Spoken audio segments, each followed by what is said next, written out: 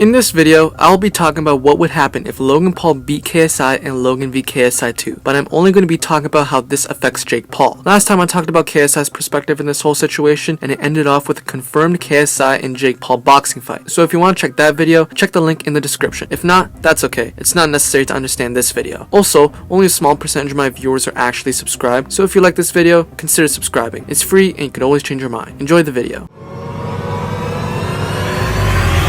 Jake Paul was over the moon for his brother after he won the fight against KSI. Obviously, we all know Jake hates KSI to the core, so this really made him smile from ear to ear. In this new timeline, Jake Paul wasn't slewing Shannon Briggs for his poor training towards Logan, but instead hugged him and thanked him so many times for helping out Logan. After the fight, KSI went to his hotel room to sleep, while Team Logan Paul went out and celebrated until the sun rose from the horizon. It was a new day, and Jake was still so happy and ecstatic, but at the same time, he was inspired. He desperately wants to be in a professional boxing match as soon as possible, so he could be at the same level as his brother, or potentially even excel him. So after the weekend was over, he began training once again. This is the first time he took boxing seriously again since his boxing fight against Deji, and he was loving training. He made it a must every day to spend time boxing in order to improve and prepare for his professional debut that will inevitably happen. Him and his manager have been in long calls and meetings about setting up a professional fight, and Jake made a video for his YouTube channel asking any influencer if he wants to fight him, he can. Now, in this universe, JJ was still trying to set up an Anesongib versus Jake Paul boxing fight before his fight even happened. After KSI's fight, Anesongib was still calling out Jake, but in this universe, Jake Paul stood his ground and fully ignored him. He wanted no part of an Anesongib fight, as he knows that won't bring attention and won't be as exciting as his brother's fight. So Jake Paul and his manager lined up multiple influencers that he would get in contact with for a professional fight. He decided to contact and call up people like Face Sensei, Tfue, and even Bradley Martin, and all of them declined an opportunity to fight Jake. Jake was confused and frustrated about this, but he simply decided to leave it be and try to organize a fight another time. He spent way too much time on this, so he thought instead of seeking an opportunity, he would just let the opportunity seek him. So for a few weeks, he did nothing in regards to organizing a fight, but simply focused on training and getting better. In early 2020, Jake Paul's patience seemed to be worth it, as KSI posted a video saying that he wants to fight again, and that anyone who wants to fight him to call him out. Jake Paul was contemplating this fight. KSI just lost to his brother. Technically, it wouldn't make sense for him to fight JJ, but the business side of him said that this would be an enormous internet event that would probably make KSI look like an idiot considering that he's fighting the little brother. But at the same time, Jake Paul just wants to do it because he wants to fulfill his pride and is determined to show KSI another lesson, and that's to never talk crap or mess with the Paul brothers again. So he called out JJ on YouTube. Those callouts then led to private meetings and negotiations, and after talking about money, dates, and promotion, Jake Paul vs KSI was officially underway, with the Zone coming back to promote this event, and the event was taking place in New York City this time. Jake Paul thought the entire internet would laugh at KSI, but instead, they were simply confused in regards to how this fight would even go, and why KSI would even take this fight. Regardless of what people thought, everyone was still excited and wanted to see this fight. And with that being said, Jake Paul needed to find a trainer. Now in the previous timeline, Jake Paul trained with Shane Mosley for Gibb, but in this timeline, after seeing Logan win, he decided to reach out to Shannon Briggs to train him, and Briggs happily agreed to help him out. And then it began. Day after day, run after run, spar after spar. Jake worked tirelessly to make sure that he could be the best he possibly can be for his fight with JJ, and that's what he did. However, there were 2 weeks left until the fight, and tension started to manifest between Jake and Briggs. Reason being is because Jake was getting overconfident. He thought that naturally he's a better boxer than Logan, so he should take on KSI easily, and his work ethic began to slowly fade away as he grew more confident. He would eat unhealthy now and then, he wouldn't go 100% with his training, and he's been staying up late relaxing with his friends almost every day. This is what got Briggs upset with Jake, and he started telling Jake to start focusing on his fight. It's really soon and he's going to lose if he maintains this mentality. Jake heard this all the time and was extremely annoyed by this. He just wanted to relax when he wanted to and train when he wanted to, and sure enough, he wanted to relax more. This tension continued to the point where Briggs and Jake would only talk when they're training, no discussions outside of that. A couple of weeks went by and it was fight night. KSI was obviously fired up and ready to go. He trained like an animal. He trained like his life depended on it, and he feels ready that there is nothing more to do. Whereas for Jake, he was nervous. His heart was pounding. He was dead silent throughout the day, and he was constantly regretting not taking training more seriously. But it was all too late now. He can't work out or go on a run the day of the fight. He runs the risk of injury or being sore. He was contemplating as to whether or not he should drop out of the fight, but with everything happening, he knows he would look like the biggest fool if he decided to drop out. So he just had to rely on the limited training he had and a miracle to possibly beat JJ in this fight. Friends and family from around America and the UK gathered together in New York City to watch this fight. Similarly to the last fight, it was tense and anxious. However, the Americans felt confident that Jake had this in the bag, whilst the Brits were on edge. After all the other bouts took place, it was time for Jake Paul vs KSI. Jake walked out to his unreleased song Fresh Out of London, and the entire stadium erupted with boos to the point where you couldn't even hear the song. This further depleted Jake's confidence. For KSI, he walked out to Domain, and the area was simply a mixture of boos and cheers. However, he was still confident and excited to fight. The fighters were in the ring and prepared, and the ref started the fight, and Jake Paul fought so bad. He clearly didn't train to his fullest and fought with no technique. His body was left open for JJ, and he would always strike his core and go for his head whenever it was exposed. For the early rounds, Jake would constantly hug KSI to prevent himself from being in more danger, but JJ already had to deal with that with the first Logan fight, so he knows how to counter that. He was able to slip away from his clinches, he would continue to hit the body, and then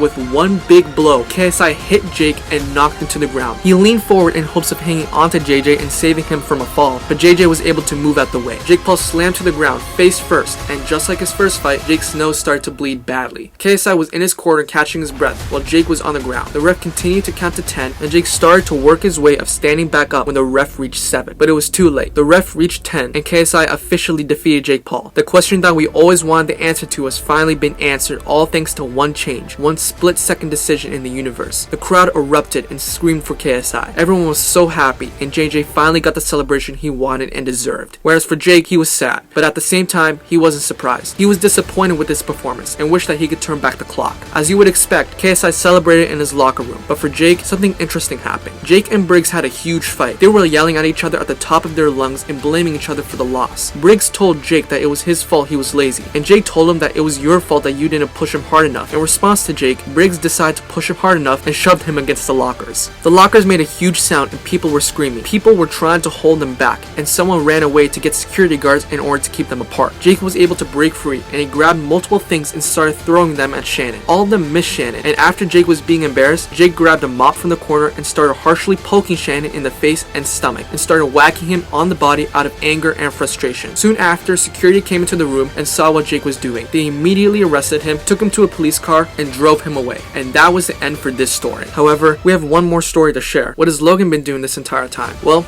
that's a story for another video. If you want to see the last story of this trilogy, subscribe so you won't miss it. If you enjoyed this story, hit the like button and share, and I'll see you guys soon.